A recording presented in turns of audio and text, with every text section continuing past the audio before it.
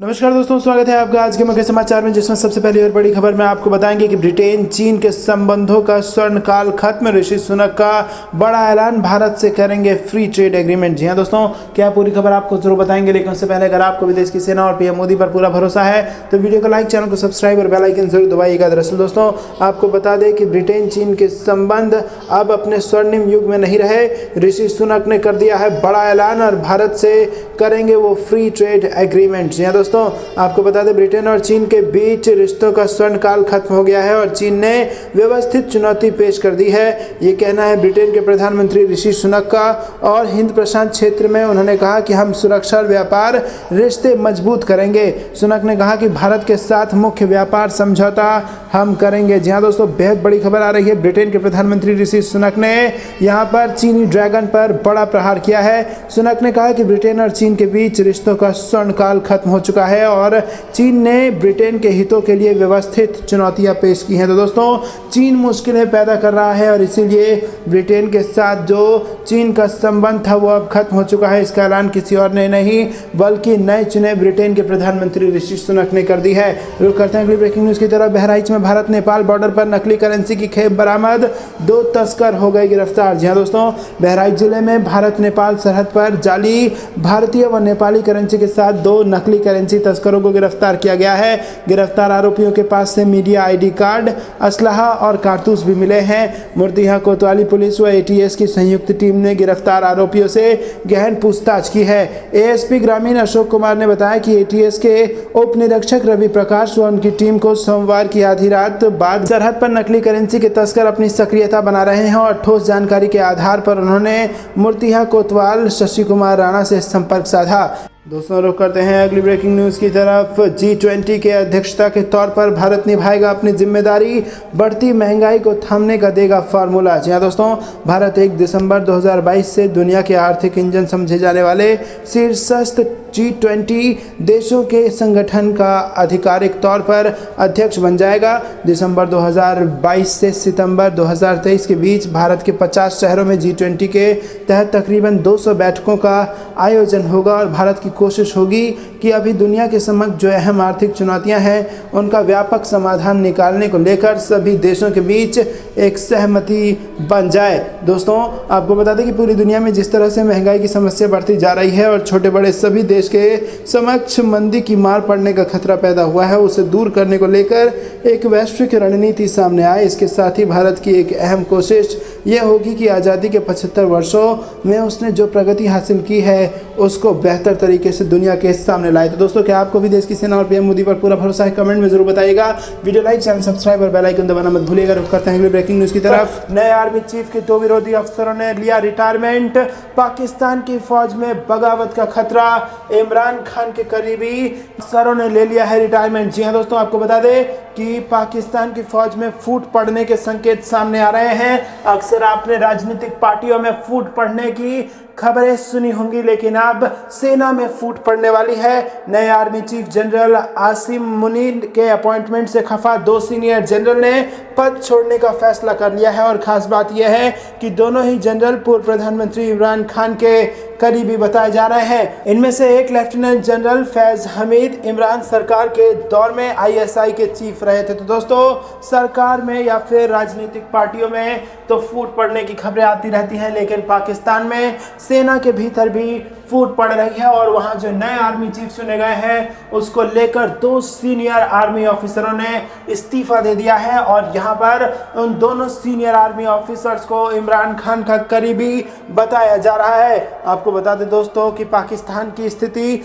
हर रोज बेकार होती चली जा रही है, चाहे वो राजनीतिक मोर्चे पर हो, चाहे आर्थिक मोर्चे पर हो, और अब रणनीतिक मोर्चे पर भी पाकिस्तान कंगाली की तरफ आगे बढ़ रहा है। जहां एक तरफ राजनीतिक उथल पुथल है, अब सेना के बीच में भी उथल पुथल मची हुई है पाकिस्तान में। आपको क्या कुछ लगता है कमेंट में जरूर बताइएगा। वीडियो को लाइक, चैनल को सब्सक्राइब कीजिएगा। रुक करते हैं अगली ब्रेकिंग न्यूज़ की तरफ। गद्दी छोड़ो, चीन में भड़का लोगों का गुस्सा, कोविड पाबंदियों पर दिन रात प्रदर्शन जारी। जी हाँ दोस्तों, चीन में कोरोना वायरस के चलते पाबंदियां झेल रहे नागरिकों का सब्र टूट चुका है। राजधानी बीजिंग और शंघाई समेत देश के कई बड़े शहरों में लोगों का आक्रोश बढ़ता जा रहा है।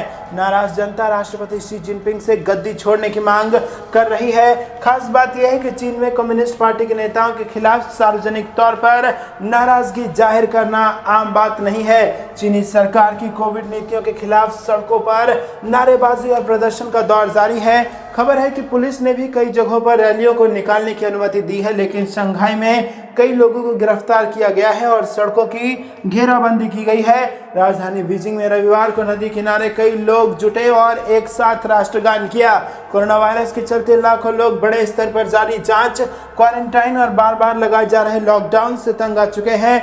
रात के अलावा दिन में भी चेगड़ू और शियान और वुहान के मध्य शहरों में प्रदर्शनकारी सक्रिय रहे और कहा जाता है कि करीब 3 साल पहले वुहान से ही कोरोना वायरस कहर की शुरुआत हुई थी। यहाँ सैकड़ों की संख्या में लोग सड़कों पर उतरे और बैरिकेड्स और गेट तोड़ दिए। आपको बता दें कि जब दमन बहुत ज्यादा हो जाता है तो लोगों का आक्रोश जरूर सामने आता है। जिस प्रकार से लोग कहते हैं कि चीन में विकास है, लेकिन आपको बता दें कि चीन के लोग इस वक्त प्रेशर कुकर सिंड्रोम की तरह काम कर रहे हैं और अपने सरकार के खिलाफ बगावती रुख पर आ गए हैं। सीधा सीधा अपने राष्ट्रपति शी जिनपिंग को कह रहे हैं कि जिनपिंग अपनी गद्दी छोड़ो, और इसका कारण है कि निरंकुश सरकार। जी हाँ दोस्तों, कोरोना के नाम पर जिस प्रकार से पाबंदियां लगाई गई है वो इस बात को दर्शाता है कि चीन की सरकार को अपनी ही जनता की कोई परवाह नहीं है और वो एक तानाशाही तरीके से वहां पर लॉकडाउन को इम्प्लीमेंट करा रही है और इसी के खिलाफ, इसी दमनकारी नीति के खिलाफ अब जनता सड़कों पर उतर गई है और चीन में अपनी ही सरकार को उखाड़ फेंकने के लिए आतुर हो चुकी है चीन की जनता। आपको बता दें कि राष्ट्रपति से इस्तीफा मांग लिया गया है। एजेंसी के मुताबिक चीन में संक्रमण के मामले तेजी से बढ़ रहे हैं और रविवार को करीब 40,000 नए मामले सामने आए हैं। तो दोस्तों, कोरोना बढ़ भी वहां पर रहा है, लेकिन निरंकुश जो नीतियां बन रही हैं उसके खिलाफ लोग सड़कों पर भी प्रदर्शन कर रहे हैं। आपको क्या कुछ लगता है कमेंट में जरूर बताइए। वीडियो को लाइक, चैनल को सब्सक्राइब और बेल आइकन दबाना मत भूलिएगा। रुक करते हैं अगली ब्रेकिंग न्यूज की तरफ। G20 समिट में जिनपिंग ने की थी बहस। अब चीन की दादागिरी रोकने के लिए कनाडा के प्रधानमंत्री ने बनाया ये बड़ा प्लान। जी हां दोस्तों, G20 समिट में चीन के राष्ट्रपति शी जिनपिंग से बहस के बाद कनाडा के प्रधानमंत्री जस्टिन ट्रूडो ने चालबाज ड्रैगन पर नकेल कसने के लिए नई हिंद प्रशांत रणनीति तैयार कर ली है। इसके तहत जलवायु परिवर्तन और व्यापार के मुद्दों पर चीन की दादागिरी को रोकने की कोशिश की जाएगी। 26 पन्नों के एक दस्तावेज में कनाडा ने कहा है कि वो हिंद प्रशांत क्षेत्र में अपनी सैन्य उपस्थिति को बढ़ावा देगा और बौद्धिक संपदा की रक्षा के लिए निवेश नियमों को और कड़ा करेगा। इसके अलावा चीनी राज्य के स्वामित्व वाले उद्यमों को महत्वपूर्ण खनिज आपूर्ति बंद करने से रोकेगा। कनाडा की रणनीति में कहा गया है कि चीन एक तेजी से विघटनकारी वैश्विक शक्ति है जो कि दूसरे देशों के मामले में हर समय टांग अड़ाता रहता है। अपने फायदे के लिए दूसरे देशों के साथ चालाकी से निपटने की कोशिश करता है। प्रधानमंत्री जस्टिन ट्रूडो ने कहा कि हिंद प्रशांत क्षेत्र में चीन की दादागिरी को रोकने के लिए कनाडा खुफिया और साइबर सुरक्षा के साथ साथ एक क्षेत्रीय सैन्य उपस्थिति में निवेश करेगा। कनाडा ने कहा कि गंभीर असहमति वाले क्षेत्रों में हम चीन को चुनौती देंगे। तो दोस्तों, चीन से हो चुका है कनाडा का पंगा और यहाँ पर चीन को घेरने के लिए ऐसी नीतियां लेके आया है कनाडा और जस्टिन ट्रूडो ने ऐसी नीतियां बनाई है जिससे चीन की नींद उड़नी तय है। रुक करते हैं अगली ब्रेकिंग न्यूज की तरफ। G20 का अध्यक्ष बनकर बड़ी जिम्मेदारी निभाने जा रहा है भारत। मन की बात में बोले प्रधानमंत्री नरेंद्र मोदी। जी हाँ दोस्तों, प्रधानमंत्री नरेंद्र मोदी ने रविवार को मन की बात की और मन की बात के 95वें एपिसोड में पीएम मोदी ने G20 के बारे में बात करते हुए कहा कि G20 की वैश्विक जनसंख्या में 2/3, वैश्विक व्यापार में 3/4 और वैश्विक GDP में 85% भागीदारी है। भारत अब 3 दिन बाद यानी 1 दिसंबर से इतने बड़े समूह की, इतने समर्थवान समूह की अध्यक्षता करने जा रहा है। भारत के लिए और हर भारतवासी के लिए ये कितना बड़ा अवसर है। G20 की अध्यक्षता हमारे लिए एक बड़ा अवसर बन। तो स्पेस सेक्टर के बारे में बात करते हुए प्रधानमंत्री मोदी ने कहा कि इस सेक्टर में भारत अपनी सफलता पड़ोसी देशों से भी साझा कर रहा है। कल ही भारत ने एक सैटेलाइट लॉन्च किया और इसे भारत और भूटान ने मिलकर बनाया था। ये सैटेलाइट बहुत ही अच्छे रिजोल्यूशन वाले फोटो भेजेगा और इससे भूटान को अपने प्राकृतिक संसाधनों के प्रबंधन में मदद मिलेगी। आपको बता दें कि ड्रोन्स पर बात करते हुए प्रधानमंत्री मोदी ने कहा कि जब हम टेक्नोलॉजी से जुड़े इनोवेशंस की बात करते हैं तो ड्रोन को कैसे भूल सकते हैं। इस क्षेत्र में भी भारत तेजी से आगे बढ़ रहा है। कुछ दिनों पहले हमने देखा कि कैसे हिमाचल प्रदेश के किन्नौर में ड्रोन के जरिए सेब ट्रांसपोर्ट किए गए। दोस्तों रुक करते हैं अगली ब्रेकिंग न्यूज की तरफ। मध्य प्रदेश में भारत जोड़ो यात्रा में पाकिस्तान जिंदाबाद के लगे नारे, कांग्रेस नेताओं पर एफआईआर दर्ज। जी हाँ दोस्तों, मध्य प्रदेश में कांग्रेस मीडिया विभाग के प्रमुख पीयूष बबेले और आईटी हेड अभय तिवारी के खिलाफ केस दर्ज किया गया है। दरअसल बीजेपी नेता ने भारत जोड़ो यात्रा में पाकिस्तान जिंदाबाद जैसे देशद्रोही नारे लगाए जाने और इसका वीडियो सोशल मीडिया पर प्रसारित किए जाने की शिकायत दर्ज कराई थी। रविवार को इस संबंध में भोपाल के एमपी नगर स्थित क्राइम ब्रांच में शिकायत दर्ज की गई थी। शिकायत में भाजपा के प्रदेश प्रवक्ता पंकज चतुर्वेदी और प्रदेश सह मीडिया प्रभारी नरेंद्र शिवाजी पटेल ने कहा है कि कांग्रेस के राहुल गांधी, प्रियंका गांधी, कमलनाथ एवं संपूर्ण कांग्रेस पार्टी द्वारा भारत जोड़ो यात्रा की आड़ लेकर पूरे भारत में देश विरोधी कृत्य किए जा रहे हैं एवं यात्रा में पाकिस्तान जिंदाबाद के नारे लगाए जा रहे हैं ताकि देश की लोक शांति भंग हो सके। शिकायत में कहा गया है कि कांग्रेस नेताओं द्वारा लोकप्रियता हासिल करने के लिए यात्रा का उद्देश्य भारत को एक करना और मजबूत करना बताया, लेकिन भारत जोड़ो यात्रा का कथित उद्देश्य एक बड़ा आपराधिक षड्यंत्र है जिससे देश की जनता के साथ छल किया जा रहा है। भारत जोड़ो यात्रा का मूल्य उद्देश्य खंडवा मध्य प्रदेश में यात्रा के दौरान सामने आया, जो कि पाकिस्तान जिंदाबाद के नारों के रूप में देखने को मिला। तो दोस्तों आपको क्या कुछ लगता है कमेंट में जरूर बताइएगा। रुक करते हैं अगली ब्रेकिंग न्यूज की तरफ, जो कि गुजरात चुनाव से जुड़ी आ रही है। गुजरात में प्रधानमंत्री मोदी की मुरीद हुई महिलाएं बोली, मेरा बाप भी कांग्रेस से लड़े तो भी वोट बीजेपी को ही दूंगी। जी हाँ दोस्तों, गुजरात विधानसभा चुनाव के दौरान यहाँ पर गांधीनगर में एक सर्वे हुआ। यहाँ पर महिलाओं से बात की गई और महिलाओं ने कहा कि वो मोदी जी को ही वोट करेंगी। एक महिला ने तो यहाँ तक कह दिया कि उनका बाप भी अगर कांग्रेस से चुनाव लड़ा तो भी वह बीजेपी को ही वोट देंगी। महिलाओं ने कहा कि मोदी ने विकास किया है, हमारे लिए बहुत कुछ किया है, महिलाएं सुरक्षित हैं और गुजरात में महिलाओं ने कहा कि कमल को ही वोट करेंगे। कमल से कौन चुनाव लड़ रहा है ये महिलाओं को नहीं पता, लेकिन कहा कि वोट कमल को और मोदी जी को ही उनकी तरफ से जाएगा। तो दोस्तों आपको क्या कुछ लगता है कमेंट में जरूर बताइए। वीडियो को लाइक करना मत भूलिएगा, चैनल को सब्सक्राइब करना मत भूलिएगा और बेल आइकन दबा दीजिएगा। रुक करते हैं अगली बड़ी खबर की तरफ, जिसमें आपको बता दें कि यहाँ पर जबरदस्त सियासी हलचल पाकिस्तान में मच चुकी है। पाकिस्तान की सियासत में जो खलबली मची है उसमें मुख्यमंत्री, सांसद और विधायक दे रहे हैं इस्तीफा। जी हाँ दोस्तों, पाकिस्तान की सियासत में एक बार फिर खलबली है। गोली लगने के बाद पहली ही रैली में पाकिस्तान के पूर्व प्रधानमंत्री इमरान खान ने शहबाज शरीफ सरकार को घेरने के लिए बड़ा दांव चल दिया है। इमरान खान ने कल रात रावलपिंडी की बड़ी रैली में मौजूद सिस्टम के साथ किसी भी तरह का तालमेल से इनकार करते हुए ऐलान किया कि उनके मुख्यमंत्री, सांसद और विधायक इस्तीफा दे देंगे। तो दोस्तों केवल आर्थिक रूप से नहीं बल्कि राजनीतिक रूप से भी जबरदस्त हड़कंप मचा हुआ है पाकिस्तान में और पाकिस्तान की स्थिति कंगाली की तरफ लगातार आगे बढ़ रही है और ऐसे में चीन भी पाकिस्तान का साथ देने से कतरा रहा है। दोस्तों आपको क्या कुछ लगता है कमेंट में जरूर बताइएगा। रुक करते हैं अगली ब्रेकिंग न्यूज की तरफ। पंजाब में पाकिस्तान से पहुंची हथियारों की बड़ी खेप बरामद, सीमा पर ड्रोन से गिराए जाने की है आशंका। जी हाँ दोस्तों, स्पेशल टास्क फोर्स ने पाकिस्तान से भारत पहुंची हथियारों की बड़ी खेप रविवार की सुबह सीमावर्ती इलाकों से बरामद की है।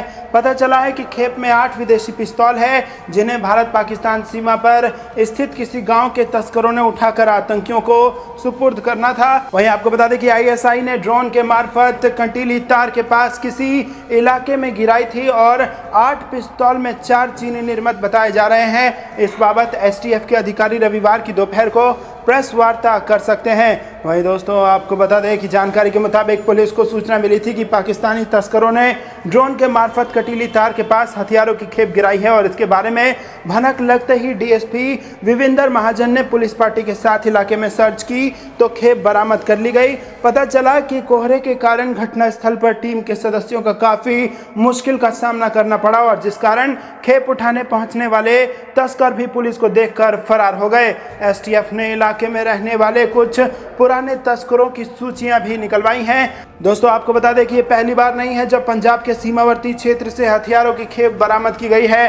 पहले भी कई बार हथियार बरामद हो चुके हैं। कई आतंकवादी भी टिफिन बम, हथगोले व अन्य हथियारों के साथ दबोचे जा चुके हैं। दरअसल पड़ोसी देश पाकिस्तान लगातार पंजाब को अस्थिर करने में जुटा हुआ है और इसी मकसद से वो सीमा पार से ड्रोन के जरिए मादक पदार्थ और हथियार भेजने की फिराक में रहता है। एक दिन पहले ही बीएसएफ ने अमृतसर में एक ड्रोन को मार गिराया था और इसके अलावा पंजाब पुलिस और बीएसएफ ने समय समय पर हेरोइन की बड़ी खेप भी बरामद करने में सफलता प्राप्त की है।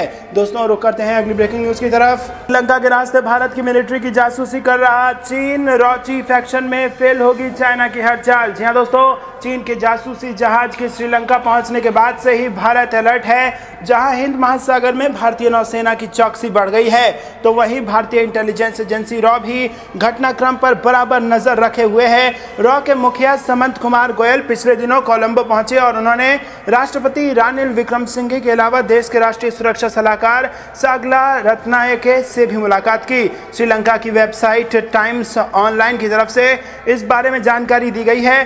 चीन का जासूसी जहाज युआन वांग 5-16 से 22 अगस्त तक त्रिकोणमाली बंदरगाह पर था और इस जहाज को चीन का सबसे खतरनाक जासूसी जहाज करार दिया जाता है। और यहाँ ये जहाज रुका, वहाँ चीन की सेना बहुत आसानी से भारत की तरफ से होने वाले किसी भी बैलिस्टिक मिसाइल टेस्ट का पता लगा सकता था और भारत की तरफ से इस पूरे घटनाक्रम पर चिंता जताई गई है। तो दोस्तों अब श्रीलंका का सहारा ले रहा है चीन और भारत की जासूसी करने की कोशिश कर रहा है और भारत के जासूसी करने के लिए उसने ऐसी जगह पर अपना युद्धपोत खड़ा कर रखा है जहां से उसे ये पता चलता रहे कि भारत कौन सी बैलिस्टिक मिसाइल की टेस्टिंग कर रहा है। लेकिन आपको बता दें, रॉ चीफ ने श्रीलंका की सरकार से क्या बातचीत की है इस बारे में ज़्यादा जानकारी नहीं मिल सकी है, लेकिन चीन के इन इरादों को पकड़ लिया गया है और अब भारत भी। दोस्तों भारत की तरफ से श्रीलंका की सरकार को कई ऐसे दस्तावेज मुहैया कराए गए थे जिसमें साफ साफ बताया गया था कि चीनी जहाज भारत की सेनाओं की जासूसी करने के मकसद से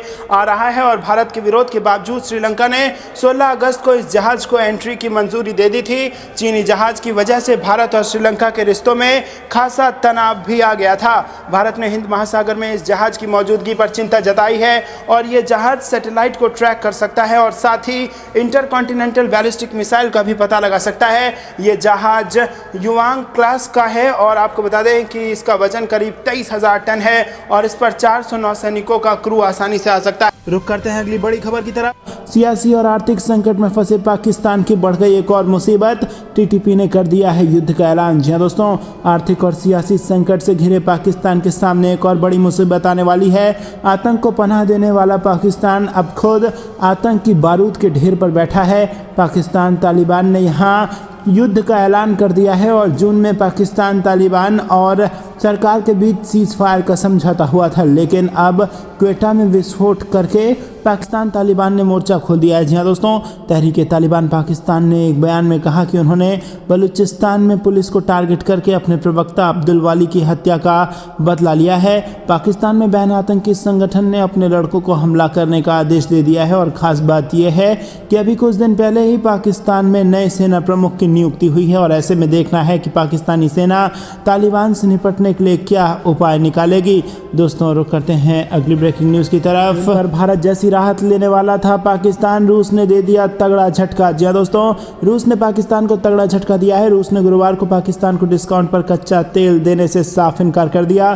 पाकिस्तान ने कथित तौर पर रूसी कच्चे तेल पर 30-40% की छूट मांगी थी, लेकिन रूस ने पूर्व प्रतिबद्धताओं के कारण यहां पर शहबाज शरीफ सरकार के अनुरोध को अस्वीकार कर दिया है। पाकिस्तान पेट्रोल और डीजल की महंगाई से जूझ रहा है। ऐसे में उसे उम्मीद थी कि भारत की तरह वो भी रूस से सस्ता तेल हासिल कर ले, लेकिन मॉस्को ने उसे झटका दिया है।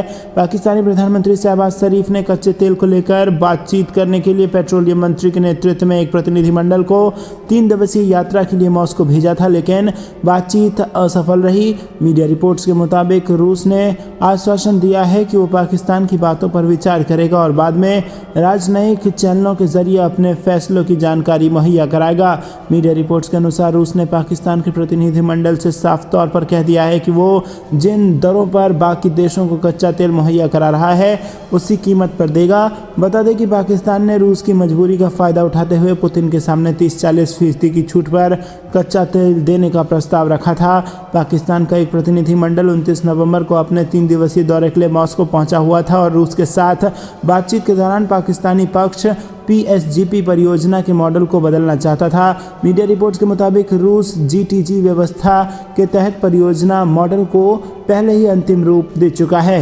रुक करते हैं अगली ब्रेकिंग न्यूज़ की तरफ, जिसमें आपको बता दें कि G20 की अध्यक्षता भारत के पास। पीएम मोदी ने बताया कि किस एजेंडे पर काम करेंगे हम। जी हाँ दोस्तों, भारत ने 1 दिसंबर को आधिकारिक तौर पर G20 की अध्यक्षता संभाल ली है और G20 दुनिया की 20 सबसे बड़ी अर्थव्यवस्थाओं का समूह है जो विकास संबंधी योजनाओं का खाका तैयार करता है। और इसकी अध्यक्षता संभालते ही नरेंद्र मोदी ने कहा कि यह समय भारत की आध्यात्मिक परंपरा से प्रोत्साहित होने का है जो वैश्विक चुनौतियों के समाधान के लिए मिलकर काम करने की वकालत करता है। प्रधानमंत्री मोदी ने सिलसिलेवार कई ट्वीट कर कहा कि अब समय पुरानी घिसी पिटी मानसिकता में फंसे रहने का नहीं है, ये समय हमारी आध्यात्मिक परंपराओं से प्रेरित होने का है जो वैश्विक चुनौतियों के समाधान के लिए मिलकर काम करने की वकालत करता है। दोस्तों, आपको क्या कुछ लगता है कमेंट में जरूर बताइए। वीडियो लाइक करना मत भूलेगा। रुक करते हैं अगली ब्रेकिंग न्यूज़ की तरफ। कांग्रेस के मित्र कान खोलकर सुन ले, जितना कीचड़ उछालोगे उतना कमल खिलेगा, पीएम मोदी का बयान। जी हाँ दोस्तों, गुजरात में पहले चरण का मतदान जारी है, वहीं दूसरे चरण का मतदान 5 दिसंबर को होगा। और इससे पहले एक जनसभा को संबोधित करते हुए प्रधानमंत्री नरेंद्र मोदी ने कांग्रेस पर जमकर हमला बोला और इस दौरान पीएम ने उन पर की गई छींटाकशी पर भी लोगों का ध्यान खूब आकर्षित किया। पीएम ने कहा कि कांग्रेस के मित्र कान खोलकर सुन लें, आपकी लोकतंत्र में आस्था और विश्वास आपका विषय है और परिवार के लिए जीना है तो आपकी मर्जी, लेकिन एक बात लिख लीजिए, जितना कीचड़ उछालोगे उतना कमल खिलेगा। प्रधानमंत्री नरेंद्र मोदी ने कांग्रेस अध्यक्ष मल्लिकार्जुन खड़गे की रावण वाली टिप्पणी का उल्लेख करते हुए कहा कि प्रमुख विपक्षी दल के नेताओं के बीच उन्हें गाली देने की होड़ मची हुई है। उन्होंने कहा कि मैं खड़गे जी का सम्मान करता हूं, वे वही कहेंगे जो उनको कहने के लिए कहा जाएगा। कांग्रेस पार्टी को नहीं पता कि ये राम भक्तों का गुजरात है। राम भक्तों की भूमि पर उन्हें मोदी जी को 100 सिर वाला रावण कहने के लिए कहा गया है। दोस्तों, आपको बता दें कि यहाँ पर ज़बरदस्त तरीके से सियासत गरमाई हुई